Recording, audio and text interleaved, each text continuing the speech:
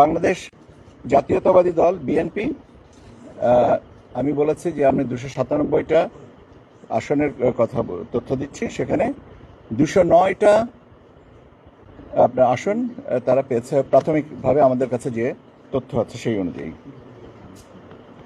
বাংলাদেশ জামায়াতে ইসলামী পেয়েছে 68টা। বাংলাদেশ জামায়াতে ইসলাম পেয়েছে 68টা।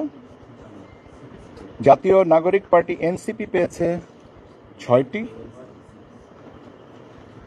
বাংলাদেশ খেলাফত মজলিস পেয়েছে 2টি।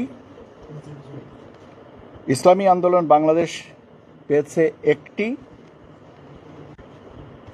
গণ অধিকার পরিষদ পেয়েছে 1টি। বাংলাদেশ জাতীয় পার্টি বিজেপি পেয়েছে 1টি। গণসংহতি আন্দোলন পেয়েছে 1টি। খেলাফত মজলিস পেয়েছে 1টি। আর 7টা স্বতন্ত্র প্রার্থী আসন পেয়েছেন, বা 7টা আসনে স্বতন্ত্র প্রার্থী আমাদের কাছে ভোটের হিসাবে এগিয়ে আছেন অন্যদের থেকে। আমি আপনাদেরকে এখন আমরা আপনাদের একটা স্বাভাবিক কৌতূহল হবে যে আমরা কত তাড়াতাড়ি গেজেটটা পাবলিশ করব, এই প্রশ্নটা এটা আমরা এই আপনারা জানেন পদ্ধতিগতভাবে যে আমাদের রিটার্নিং অফিসারদের কাছ থেকে ফাইনাল রেজাল্ট শিটটা আমাদের এখানে আছে।